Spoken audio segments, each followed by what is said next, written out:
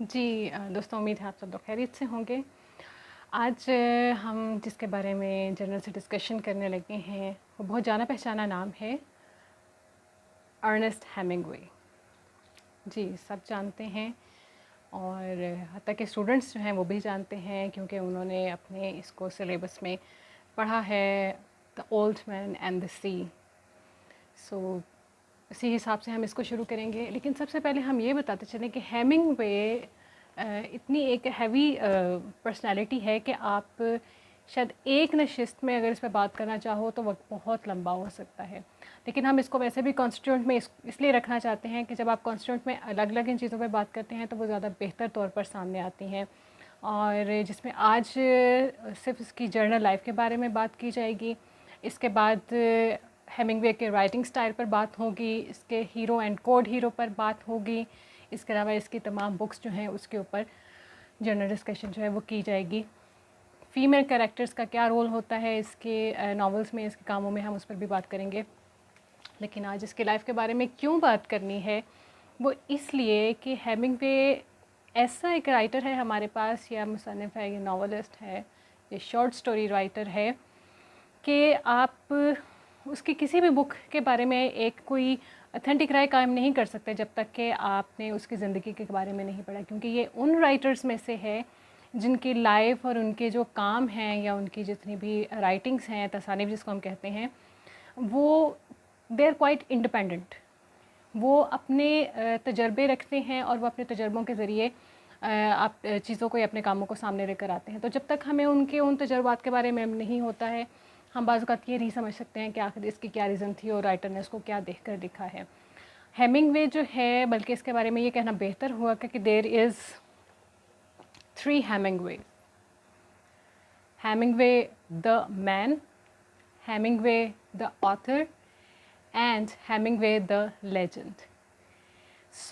चूँकि उसने अपनी पर्सनल एक्सपीरियंस, अपनी पर्सनल लाइफ से बहुत सारी चीज़ों को डिराइव किया, क्योंकि उसकी जो पर्सनल लाइफ थी उसका एक्सपोजर बहुत था towards Wars and the world and the people around. इसी वजह से जो है हम ये कह सकते हैं कि उसके ये 3 जो हैं हमारे पास रुख या 3 पर्सनैलिटीज़ आते हैं। और इसमें सबसे पहले तो हेमिंगवे द मैन, और फिर जब वो ऑथर बनता है हेमिंगवे द ऑथर, इन दोनों ने मिलकर उसको अल्टीमेटली हेमिंगवे द लेजेंड बनाया था। तो हम इसी हिसाब से इसके ऊपर बात करेंगे और इसकी ज़िंदगी के बारे में मुख्तसर सा जो है खवाला, द अकाउंट, द स्टोरी जो है हम उसको देने की कोशिश करेंगे। हेमिंगवे 1899 में 1899 में इलिनॉइस में पैदा हुआ था, 21 जुलाई को। और यहीं पर ही इसने अपनी तालीम और ग्रेजुएशन जो है वो मुकम्मल की थी, और आगे इसका सफ़र जो है वो चीज़ों की तरफ शुरू हो गया था। बाज़ औक़ात जो है इसकी डेट ऑफ़ बर्थ जो है वो 1898 भी बताई जाती है, लेकिन वो शायद दुरुस्त नहीं है। यही वजह ये थी कि ये बहुत अर्ली एज में फ़ौज में शामिल होना चाहता था, लेकिन इसको मना कर दिया गया था कि ये बहुत छोटा है अभी उम्र में। तो अपने डॉक्यूमेंट्स क्लियर करवाने के लिए इसने जो है अपनी उम्र जो है वो थोड़ी सी 1 साल बड़ी लिखवाई थी। बहरहाल इसके अलावा जब हम बात करते हैं कि इसकी जो बचपन है वो सारा का सारा ओक पार्क में, इलिनॉइस में गुजरा है। हेमिंगवे की मदर, माँ जो थी वो grace hall, she has an immense talent of music. और जो इसके वालिद थे, जो इसका बाप था, Clarence Edmund Hemingway, he was quite an outside man.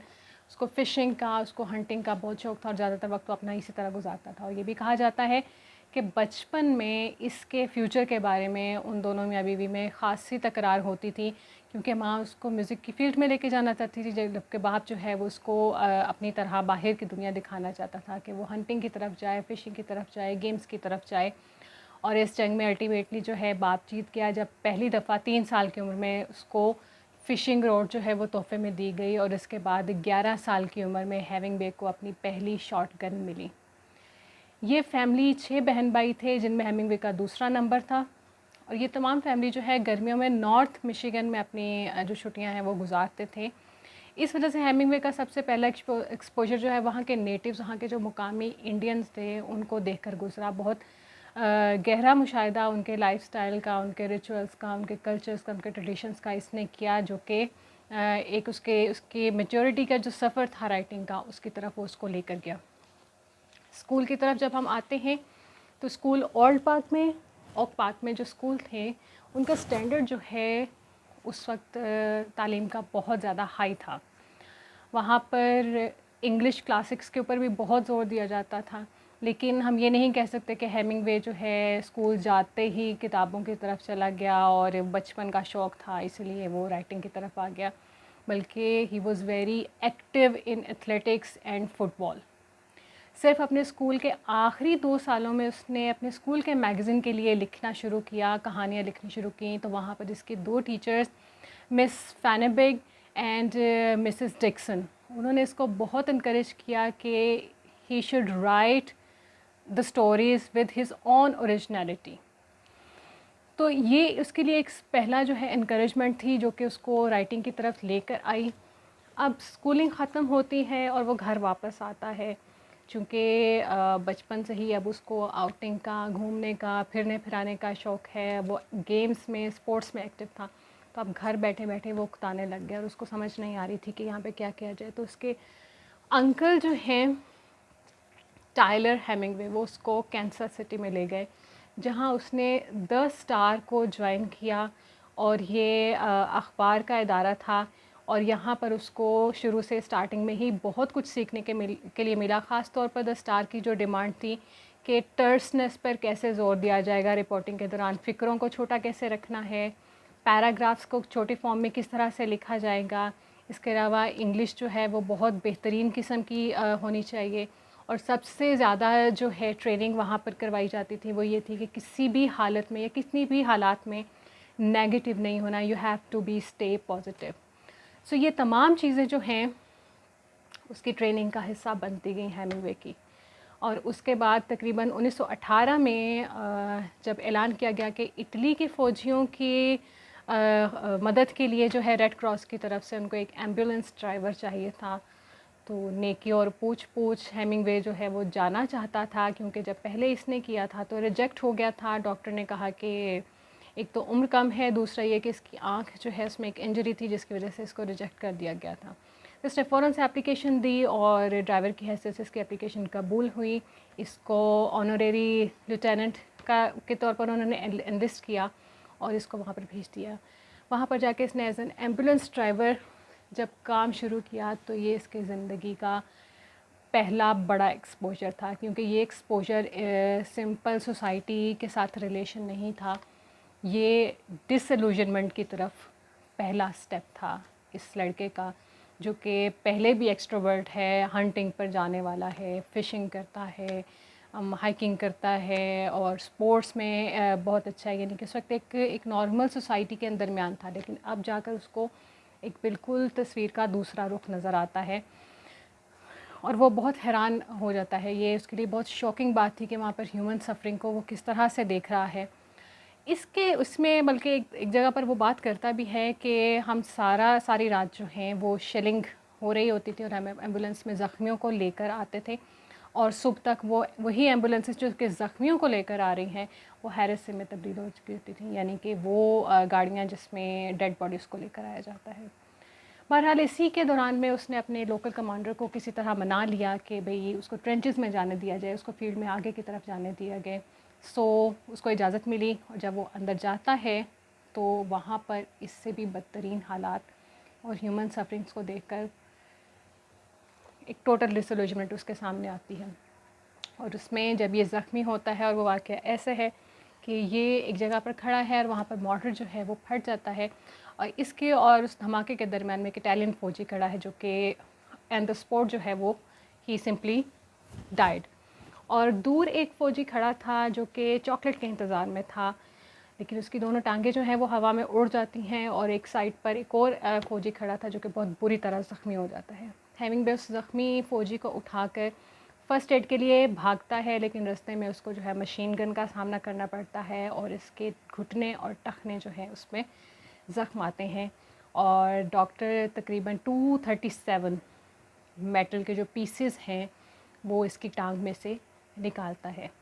बहरहाल ये वापस आता है तो यहाँ पर इसको इटली की तरफ से जो है इटली का हाईएस्ट मिलिट्री मेडल जो है वो दिया जाता है, और इसके बाद वो वापस अपने स्टेट की तरफ आता है। एक और चीज़ जो यहाँ पर होती है कि इस डिसइल्यूजनमेंट के साथ जो कि वो वहाँ पर देख कर आया, जो कि उसके लिए बिल्कुल नई चीज़ थी कि ये क्या हो रहा है, उस खून के साथ अपने ज़ख्मों, अपना तजर्बा लेकर एक और चीज़ जो है, एक और डिसइल्यूजनमेंट जो वो लेकर आता है, वो है मोहब्बत में नाकामी की। वहाँ पर इसको एक नर्स जो है, नर्स का नाम है एग्नेस एच वॉन, उससे वादा करती है कि जैसे ही जंग ख़त्म होगी स्टेट में जाकर वो उससे शादी कर लेगी। चुनांचे जब ये स्टेट्स में वापस आता है तो फौरी तौर पर अर्निंग की तरफ ध्यान जाता है ताकि ये कुछ कमा सके और फिर शादी कर सके। लेकिन कहा जाता है कि शायद उस नर्स के जहन में ये आ गया कि इन दोनों की उम्र में बहुत फ़र्क है, वो बहुत नौजवान है और वो काफ़ी बड़ी है इस उम्र में, तो उसको शायद ऐसा नहीं करना चाहिए। चुनांचे वो हेमिंगवे को ख़त लिखती है, उसको कहती है कि उसने अपना इरादा बदल लिया है और अब वो एक मेजर से शादी कर रही है। ये चीज़ जो है that was another blow to him, जिसने उसको काफ़ी अर्सा शौक़ में रखा, बहुत संजीदा भी किया। लेकिन ये कहा जाता है कि उसके बाद औरतों की तरफ उसका रवैया जो है वो पहले जैसा नहीं रहा, यानी कि एक ट्रस्ट की फ़िज़ा जो थी वो भी शायद ख़त्म हो चुकी थी, या बहुत ज़्यादा सॉफ्ट कॉर्नर्स जो हैं वो ख़वातीन के लिए अपने दिल में वो आगे ना उनको जगह दे पाया। उस जंग से वापस आने के बाद हेमिंगवे लिखना चाहता था, लेकिन ज़ाहिर है कि वो स्टोरीज़ की शक्ल में था, वो अपने एक्सपीरियंसेस को, अपनी फीलिंग्स, अपने एहसास को लिखना चाहता था। लेकिन एट दैट स्पॉट वहाँ पर कोई भी ऐसा नहीं था जो कि उसकी उन तमाम चीज़ों को ख़रीदता। क्यों? क्योंकि शायद जंग का मौका था, इस वक्त सनसनी थी, लोगों को जो है वो सियासी और जंगी ख़बरों की ज़रूरत थी, तो शायद ये भी वजह थी कि वो कोई लिटरेली स्टाइल को फ़िलहाल लोग जो है कबूल करने को तैयार नहीं थे। बहरहाल वो आया और उसने आकर दोबारा से जो है daily star and weekly star को दोबारा ज्वाइन किया और कुछ साल के लिए उनके साथ वो वहाँ पे काम करता रहा। अब के दौरान में इसको जो सीखने का मौका मिला था वो राइटिंग स्टाइल्स थे कि किन चीज़ों को किस तरह से लिखा जाता है, ख़ास तौर पर किसी मौजू को दिलचस्प कैसे बनाया जाएगा, किस मौजू को किस तरीके से हमने लिखना है। इसके अलावा राइटिंग स्टाइल्स में बर्लेस्क, मिमिक्री, आयरनी और सटायर, ये तमाम चीज़ें जो हैं किस तरह इस्तेमाल की जाती हैं, ये तमाम चीज़ें उसने उस वक्त सीखी और बाद में हमें ये उसके तमाम कामों में नज़र आती हैं। एक और चीज़ जो हम उसके कामों में नज़र आती है, क्योंकि थ्रू आउट जो है हम आगे भी जाकर देखेंगे, उसने वॉर जोन्स को भी बहुत देखा है, यानी कि खून वो अच्छी तरह देख चुका हुआ था, इसीलिए हमें उसकी किताबों में क्राइम और वायलेंस जो है वो भी नज़र आता है। बहरहाल इसके बाद वो शिकागो मुंतकिल होता है। वहाँ जिस फैमिली के साथ ही रहता है उस फैमिली से एक ख़ातून है हेडले रिचर्डसन, उससे मुलाकात होती है। ये मुलाकात मोहब्बत और फिर शादी में तब्दील हो जाती है और ये हेडले रिचर्डसन और हेमिंगवे जो है शादी कर लेते हैं। This is his first marriage. शादी के बाद वो यूरोप का चक्कर लगाता है और ये चक्कर जो है होता तो कंपनी द स्टार की तरफ से है। वहाँ जाकर इसकी मुलाकात जिससे होती है वो है गर्ट्रूड स्टाइन। इन ख़ातून से ये बहुत मुतासिर होता है, ना सिर्फ ख़ातून से बल्कि इस ख़ातून का तमाम हल्का अहबाब, because they were all literary man, they were man of letters, वो तमाम अदबी हल्के के लोग थे। उनसे मुलाकात करके उससे बहुत इन्फ्लुएंसेस ने लिया और शी वाज द वन जिसने इंट्रोड्यूस करवाया हेमिंगवे को the famous term the lost generation. और ये भी कहा जाता है कि गर्ट्रूड स्टाइन के साथ इसका जो है जब मुलाकातें होती थीं और जो भी डिस्कशंस के इतना ज़्यादा इन्फ्लुएंस है कि हमें इसके कामों में वो तमाम चीज़ें नज़र आती हैं। ना सिर्फ बल्कि ये भी कहा जाता है कि उसकी आइडियोलॉजी स्टाइन की आइडियोलॉजी, उसकी राइटिंग स्टाइल, उसकी थिंकिंग में ही हेमिंगवे सिंपली सरपास्ड हर। इस हद तक वो इन्फ्लुएंस में था, लेकिन ये मौके उसके लिए बहुत बेहतरीन थे और वो यहाँ पर बहुत खुश था इस माहौल में। ये शायद वो माहौल जो था इसके लिए बहुत बिकमिंग हो चुका था और कंपनी की कॉन्फ्रेंसेस के लिए ये ख़ासा यूरोप भी घूमा और यही वजह है कि वहाँ पर जब ये फेमस होने लगा, मशहूर होने लगा एक राइटर की हैसियत से, तो इसने एक नौजवान राइटर को जो नसीहत की थी वो ये है, Remember the noises were and what was said. Find what gave you the emotion, what the reaction was that gave you excitement. Write it down. इसी तरह उसने एक दफ़ा ख़ुद भी कहा था कि a writer must be able to see, feel, smell and hear what he is writing about. आप यहाँ से अंदाज़ा लगा सकते हैं कि किस तरह से इसकी जो राइटनेस है उसके स्टाइल की, या बीइंग अ राइटर जो अब डेवलप हो रहा है हेमिंगवे द मैन जो है हेमिंगवे द ऑथर में डेवलप हो रहा है तो किस तरह उसकी जो है ये चीज़ें आपको इन तमाम एडवाइसेस और इन कोटेशंस में भी नज़र आ रही हैं कि वो बहुत अच्छी तरह जानता था कि एक राइटर को क्या करना है और किस तरह से लेकर चलना है। और ये भी कहते हैं कि मिस स्टाइन जो थी उन्होंने फिर बहुत ज़ोर दिया था कि हेमिंगवे को अब वक्त आ गया है कि इसको अखबार के लिए लिखना छोड़ देना चाहिए। बहरहाल यूरोप के उसी दौरे के दौरान द स्टार की तरफ से इसको कॉन्स्टेंटिनोपल यानी कि कुस्तुनतुनिया जाना पड़ा, जहाँ पर रिपोर्टिंग इसने करनी थी और ये कहा जा रहा था कि तुर्की ने यूनानी फ़ौजों को रास्ता दिया है और दुनिया एक दफ़ा फिर जंग के दहाने पे आकर खड़ी हो गई है। चुनाचे चूँकि जंग और उस एडवेंचर से चाहे वो खौफनाक था चाहे जैसा भी था, लेकिन वॉर जोन से उसकी दिलचस्पी जो थी वो हमेशा अट्रैक्शन कभी ख़त्म नहीं हुई, इसलिए वो बखुशी तमाम काम छोड़कर चला गया। गरचे कि वो यहाँ पर अपना सारा वक्त जो है ज़्यादा से ज़्यादा वक्त जो है वो अपनी राइटिंग्स में अपनी स्टोरीज़ लिखने के ऊपर दे रहा था, लेकिन वो वहाँ चला गया और उसने वहाँ से रिपोर्टिंग शुरू की। और उसी दौरे के आखिर में इसकी विलियम ब्लिथू से मुलाकात हुई, जिसने इसके ऊपर बहुत ज़ोर दिया और इसको कन्विंस करने की कोशिश की कि अगर तुम सहाफ़त नहीं छोड़ोगे तो तुम लिख नहीं पाओगे, तो इसके लिए तुम्हें काम करना पड़ेगा। बहरहाल ये तमाम उसके यूरोप के जो पहला दौरा था उसका ख़ुलासा ये है कि ये बहुत ज़्यादा लिटरेरी साबित हुआ उसके लिए। अपने काम अपने रिपोर्टिंग के अलावा जो कुछ एक अच्छे लेजेंड को बनने के लिए दरकार था उसका तजर्बा उसकी ज़िंदगी में उसको वहाँ से मिलता जा रहा था। इन रिपोर्टिंग और वो तमाम जंगों के बाद अब इसको बहुत सारी असाइनमेंट्स मिलने लगी थी, इसने आर्टिकल्स लिखने थे, इसने कॉलम्स लिखने थे, और चूँकि इसकी ट्रेनिंग और चीज़ों में होती जा रही थी चूँकि इसने उन चीज़ों से फ़ायदा उठाया और जो कॉलम्स या असाइनमेंट्स जो इसको मिल रही थी उसमें इसने ख़ास तौर पर सियासी और जंगी नाकामियाँ जो हैं उनको इसने एक्सपोज़ करना शुरू किया। और चूँकि इसका राइटिंग स्टाइल अब बदल चुका था और वो इंटरेस्टिंग हो चुका था, इसलिए उसका नाम जाना और पहचाना जाने लगा। फिर इसको टोरंटो वापस आना पड़ता है। टोरंटो जब वापस आता है यूरोप से तो अब माहौल बिल्कुल मुख्तलिफ हो चुका है। यहाँ पर उसको फिर दोबारा अपने ऑफ़िस में अपने द स्टार के साथ जो है डेली स्टार के साथ काम करना था, लेकिन चूँकि वो एक लिटरली माहौल से आया था और वहाँ पर सारा वक्त जो है वो अपना राइटिंग के ऊपर दे रहा था, अपने पैशन की तरफ दे रहा था, क्योंकि मे बी ये वो वक्त था जब हेमिंगवे जो है ख़ुद भी अपने आप को पहचान रहा था कि वो असल में किस काम के लिए है, या लिखने के स्टाइल के हिसाब से देख लीजिए आप। एनी हाउ जब उसने यहाँ पर दोबारा वही जर्नलिज़म स्टार्ट किया तो वो उसके लिए बहुत ज़्यादा डिप्रेसिंग और बहुत पेल और बड़ा लाइफलेस सा था। इसके अलावा उसका जो असिस्टेंट मैनेजर था उसका रवैया इसके साथ बहुत ज़्यादा नारवा होने लग गया, और जिससे यह आहिस्ता आहिस्ता बदल हो रहा था। इसी दौरान में स्टेट्स में इसकी बीवी जो है वो अपने पहले बच्चे को जन्म देती है और ये वहाँ पर शिकागो पहुँच जाता है। अब वहाँ के दोनों जगहों के माहौल चूँकि इसके लिए बहुत ऑप्रेसिंग हो गया, और ऑप्रेसिंग क्यों था, क्योंकि यहाँ पर इसको तमाम चीज़ें दूसरों की कमांड पे करनी थी। एक बच्चे की ज़िम्मेदारी थी, एक फ़ैमिली की ज़िम्मेदारी थी, फिर इसके असिस्टेंट मैनेजर का सलूक वैसा था, और फिर ये भी पता था कि जब मैंने वहाँ पर जॉब करनी है तो जो मुझे कहा जाएगा मुझे वो करना, और जब कहा जाएगा जैसे कहा जाएगा करना है। लेकिन वो जो यूरोप में इसको एक आज़ादी थी अपने माइंड की चीज़ों को देख कर लिखने की, वो उसके पास नहीं थी, जिसकी वजह से वो बहुत ज़्यादा रेस्टलेस होना शुरू हुआ, और नतीजा ये निकला कि उसने अपना तुम्हारा सामान सारा का सारा पैक किया और वापस पेरिस यूरोप चला गया। यूरोप में वापस पेरिस जाता है तो एक और टर्न, एक और हादसा जो है वो आता है।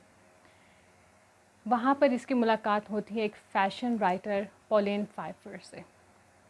कहा जाता है कि मिस फ़ाइफर का इसकी पहली शादी को ख़राब करने में बहुत हाथ था, और अल्टीमेटली हेडले को ये डिवोर्स देता है और फ़ाइफर से ये शादी कर लेता है, और कुछ अरसा जो है पेरिस में रहता है। वहाँ पर इसकी दो किताबें हैं जो हमारे पास आती हैं, वो उनमें एक तो है द सन ऑल्सो राइसेस और दूसरी है इन आवर टाइम। इनको लिखने तब तक में ये पब्लिश हो रही होती हैं और ये फिर रिफाइफर को लेकर जो है वापस अमेरिका आ जाता है। द सन ऑल्सो राइजेस जो है उसने इसकी शोहरत को बहुत बूम पर ले गया और अब ये लोगों में मशहूर होने लग गया। इसके बाद हमारे पास जो मेन चीज़ थी सन ऑल्सो राइजेस में, पार्ट फ्रॉम द स्टोरी हम कहें, उसने असल में लोगों को फ़र्स्ट टाइम वो डिसइल्यूजनमेंट्स जो वो ख़ुद अपने तजर्बे से देख चुका था वो उसने अब लोगों को दिखानी शुरू की। असल मकसद यही था दिखाने का कि हम तमाम अपने अपने इल्यूजन्स में बैठे हुए हैं। हमारे लिए शायद चीज़ें दूर से बहुत ठीक हैं और वैसे भी जब हमारे तक रिपोर्टिंग आती है तो वो 100% जो है वो ऑनेस्ट नहीं होती।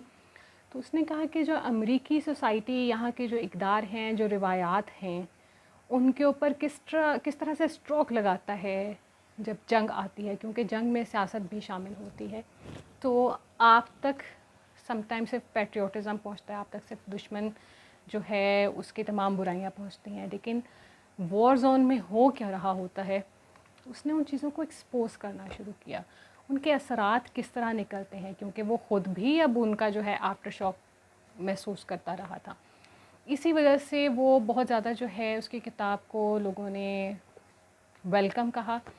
फिर हेमिंगवे ने एक किताब लिखी डेथ इन आफ्टरनून, और ये बहुत ऑथेंटिक किताब जो है वो मानी जाती है किस सिलसिले में बुल फाइटिंग और बुल फाइटिंग से रिलेटेड तमाम लवाजमात, बुल रेयरिंग और सब ट्रेनिंग के थ्रू। और ये ऑथेंटिक क्यों मानी जाती है, क्योंकि इसमें स्पेन में रहने वाले तमाम जो नॉन और बड़े बड़े तजर्बाकार और मेटाडोर थे, उनके अकाउंट्स, उनकी कहानियों को, उनके तजुर्बों को इसने उसके अंदर कंपाइल किया था। इसके बाद ये अफ्रीका का दौरा करता है, वहाँ पर स्पोर्ट्स में हिस्सा लेता है, कुछ अपना तफरीह के बाद घर वापस आता है और ये वहाँ से लिखता है the Green Hills of Africa.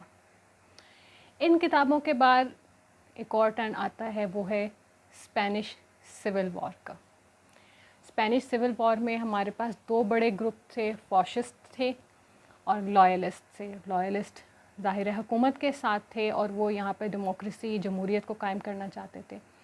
अब हुआ ये कि दुनिया भर के जितने भी इंटेलेक्चुअल्स थे उन्होंने लॉयलिस्ट का साथ दिया, क्योंकि कोई भी नहीं चाहता था कि स्पेन फॉशिस्टों के हाथ आ जाए।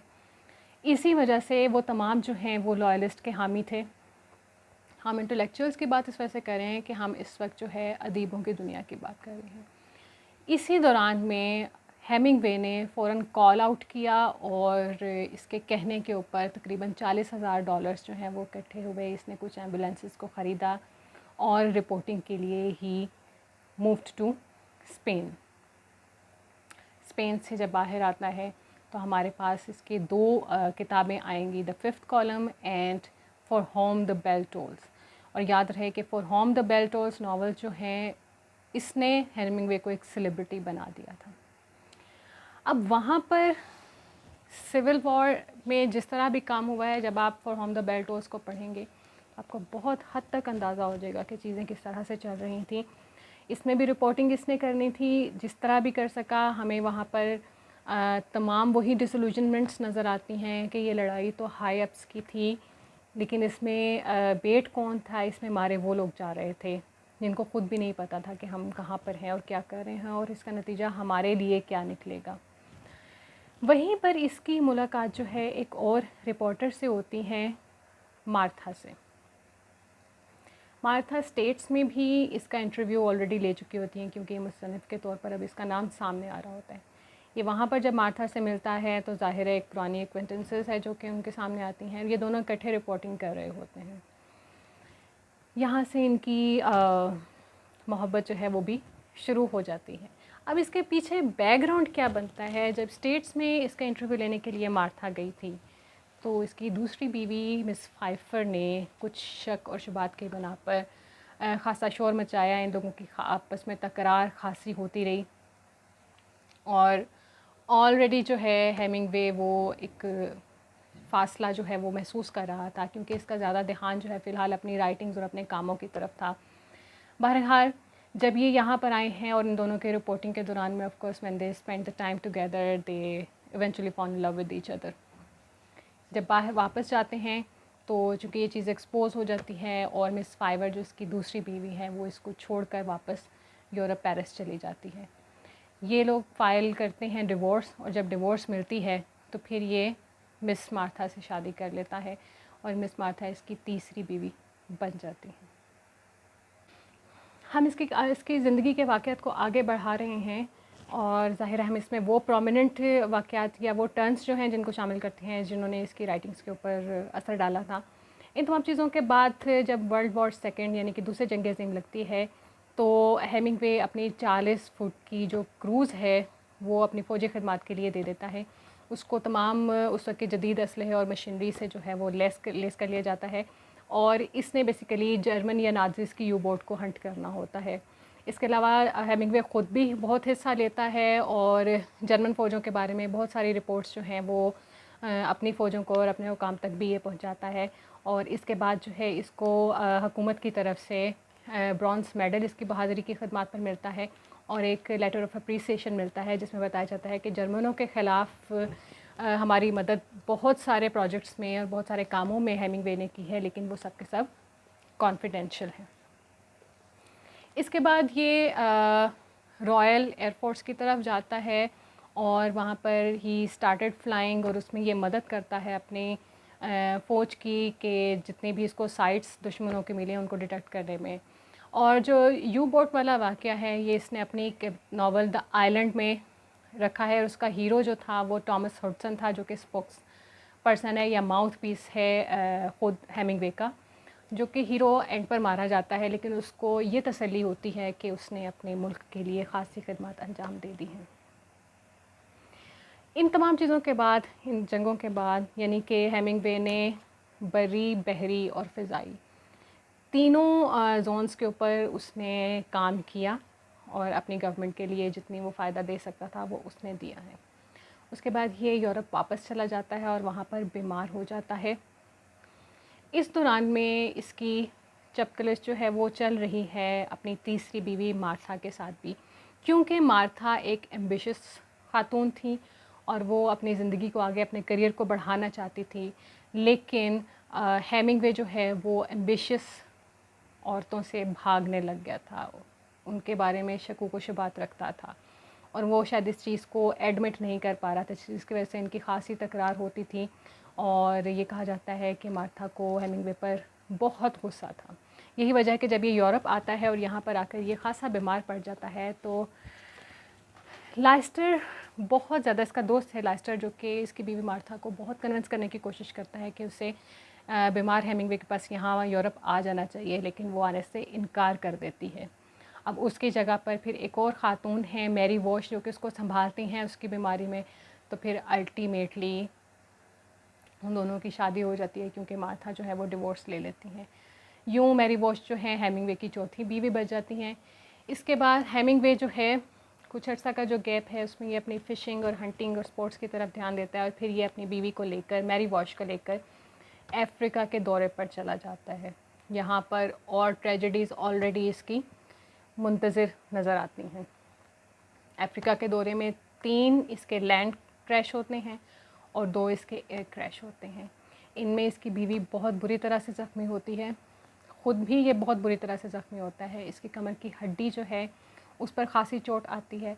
फिर आगे चलकर कुछ अर्सा इसकी जो बिनाई है उसमें बहुत फ़र्क आता है और फिर इसको गुर्दे की तकलीफ़ शुरू हो जाती है, जिसकी शिकायत ये सारी ज़िंदगी बाद में करता रहा है। ये कहा जाता है, इसके अटेंडेंट्स बताते हैं कि इसको almost he had dozen of concussions, जिसमें कुछ तो बहुत ही ज़्यादा सीरियस थे। इसने हेड इंजरी को भी सरवाइव किया और ऑलरेडी जंग में भी ये इन तमाम चीज़ों को देख चुका था। बहरहाल एक अच्छे खासे हैवी एक्सीडेंट्स और बहुत बुरी तरह ज़ख्मी होने के बाद ये वापस आता है। इसके बाद कुछ बहुत ख़ास एडवेंचर ज़ाहिरा ये नहीं कर पाता, लेकिन अब इसकी अर्ली लाइफ के बाद हम इसके आखिरी ईयर्स की तरफ चलते हैं और आखिरी ईयर्स जो हैं उनको हम टैग करते हैं agony of his last years के। अब चूँकि हेमिंगवे घर पे है, बहुत ज़्यादा एडवेंचर्स ज़ाहिरा करने की हिम्मत और स्ट्रेंथ उसमें ताकत नहीं है और अब चीज़ें जो हैं ज़ाहिरी बात है मूव कर रही हैं टूवर्ड्स मैच्योरिटी, एज भी बढ़ रही है, अब चीज़ें रुक भी रही हैं कुछ, ऑफ कोर्स आपकी अपनी ज़ाती ज़िंदगी और वो जो डिसइल्यूजनमेंट आपके साथ रहती हैं, आप चाहे यू एक्ट नॉर्मल, लेकिन वो चीज़ें वो चीज़ें आपको हॉन्ट करती रहती हैं इस हद तक कि हेमिंगवे के यही अल्फाज जो हैं वो उसकी हेल्पलेस को ज़ाहिर करते हैं जब ये कहता है कि मैं बड़े नॉर्मल तरीके से घूमता फिरता रहता हूँ, लेकिन फिर भी लगता है ऐसे कि जैसे I am simply walking in Kafka stream. और फिर इसके बाद ये होता है कि जब क्यूबा में फेडरल कास्ट्रो आता है तो वो वहाँ से अमेरिकियों को निकल जाने के लिए कहता है, और हवाना से निकलना जो है हेमिंगवे के लिए सबसे ज़्यादा तकलीफ़दार था, क्योंकि वो कहता था कि मेरी हर चीज़ यहाँ पर है, मेरी तमाम यादें यहाँ पर हैं, मेरी किताबें हैं, मेरे कुछ एसेट्स हैं, मैंने कुछ गिफ्ट्स लिए हैं, मेरी तमाम चीज़ें यहाँ पर हैं और मैं इनको छोड़कर कैसे जा सकता हूँ। बहरहाल कुछ चीज़ें वो यहाँ से ले जाने में कामयाब हुआ, लेकिन इस चीज़ ने, और यानी कि उस घर से जो दूरी थी वो उसके दिल में काफ़ी हद तक जो है वो परमानेंट तौर पर एक लॉस के तौर पर रह गई। आहिस्ता आहिस्ता फिर ये डेथ विश की तरफ आना शुरू हो जाता है। इसकी 2 किताबें आती हैं, across the river and into the trees. उसके ऊपर काफ़ी हार्श क्रिटिसिज्म होता है और ये उसका दिल तोड़ने के लिए उस वक्त काफ़ी था। फिर ये भी कहा जाता है कि उसके बाद ये पैसों के लिए बहुत ज़्यादा एम्बिशियस होना शुरू हो गया था और इसने अपने किताबों की रॉयल्टी जो है वो बहुत ज़्यादा महंगी कर दी थी और बहुत ज़्यादा पैसे जो हैं उनसे तलब करने लग गया था, और जिसके इनकार पर भी ये कुछ फासले, कुछ चीज़ें जो हैं वो उसके लिए एगनी का बायस बन रही थी। बहरहाल इन तमाम चीज़ों के साथ साथ एक चीज़ जो उसमें अब ज़्यादा आती जा रही थी वो उसकी डेथ विश थी। 1954 में इसको नोबेल प्राइज़ मिला, ओल्ड मैन एंड द सी जब इसने लिखा और उसको बहुत ज़्यादा सेलिब्रेट किया गया, और नो डाउट वो इसके लिए एक बहुत अच्छा स्टेप था, लेकिन वो खुशी भी इसके लिए कुछ अर्सा के लिए रही। हत्ता कि इसको नोबेल प्राइज़ जो मिला उसने भी कुछ अर्सा के लिए इसकी पर्सनैलिटी को थोड़ा सा स्टेबल रखा, लेकिन आहिस्ता आहिस्ता वही चीज़ें दोबारा इसकी तरफ आने लग गई साइकोलॉजिकली। हत्ता कि इसको 2 दफ़ा जो है मायो क्लिनिक में दाखिल करवाया गया और वहाँ पर इसको इसकी साइकोलॉजिकल इश्यूज़ की वजह से इलेक्ट्रिक शॉक थेरेपी जो है वो भी दी जाती थी।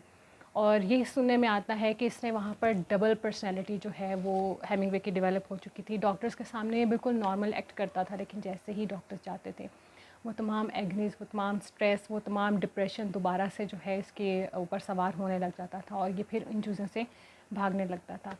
इसके बारे में इसके अपने ही अल्फाज जो हैं वो बताने के लिए काफ़ी हैं कि वो हेमिंगवे उस वक्त किस कदर तकलीफ़ में था।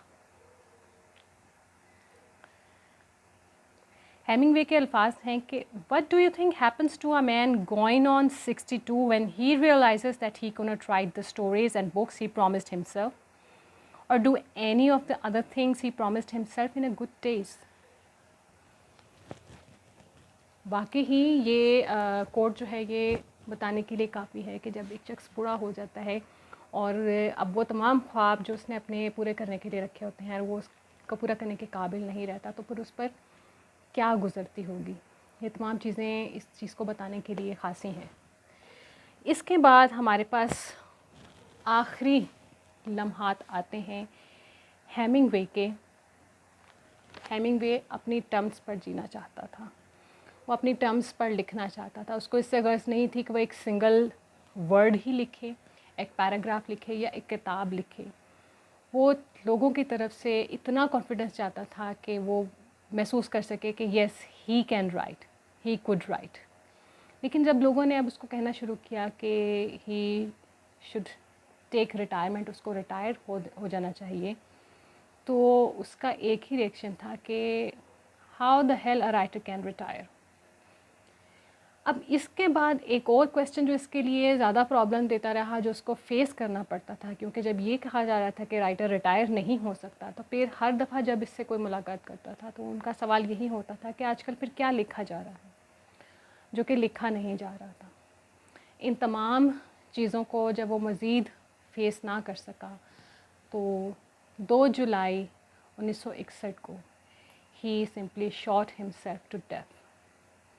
इस तरह एक एक्सुबरेंट ईरा जो है वो ख़त्म हो गया। अब जब हम आगे चलकर इसके राइटिंग स्टाइल पर, इसकी बुक्स के ऊपर और बेसिकली जिस चीज़ को ये रिप्रेजेंट कर रहा था, द लॉस्ट जनरेशन, उसके ऊपर बात करेंगे। तो आपको अंदाज़ा होगा कि इसके चले जाने से जो खला पैदा हुआ है उसको भी शायद कोई अब पुर उस तरह से नहीं कर पाएगा।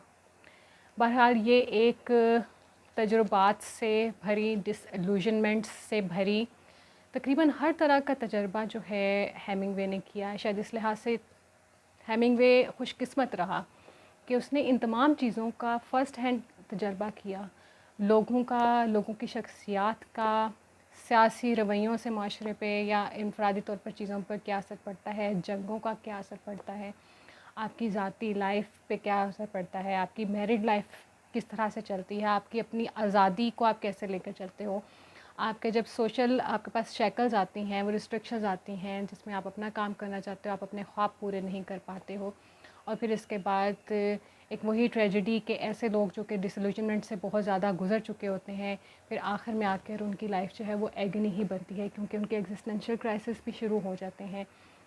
वो हेल्पलेस जो उनके पास आती है वो अल्टीमेटली उनको साइकोलॉजिकल इमोशनली डिटीरियोरेट करना शुरू करती है, और किस कदर तकलीफ़ में होते हैं वो लोग जिनके बारे में हम सोच नहीं सकते। शायद हेमिंगवे के साथ भी यही था कि in the and he could not help himself and finally he committed that step and shot himself. तो नेक्स्ट वीडियोस में हम दोबारा से इसके बारे में बात करेंगे। उम्मीद है कि आपको पसंद आ रहा होगा ये सिलसिला। हम कोशिश करेंगे कि और भी जितने हमारे पास सेलिब्रेटेड राइटर्स हैं या लिटरेरी पर्सनैलिटीज़ हैं उनके बारे में हम जनरल डिस्कशन ज़रूर करें, ताकि आम आदमी जो है वो उस तक भी वो चीज़ें पहुँचे, और हम इस सिलसिले को फिर जारी रखेंगे। आपको पसंद आता है तो कमेंट सेक्शन में ज़रूर इसके बारे में बताइएगा, और अच्छा लगता है तो सब्सक्राइब कीजिए और बेल आइकन जो है उसके ऊपर अंगूठा लगाइए, और फिर आपसे मिलते हैं। अपना ख्याल रखिएगा।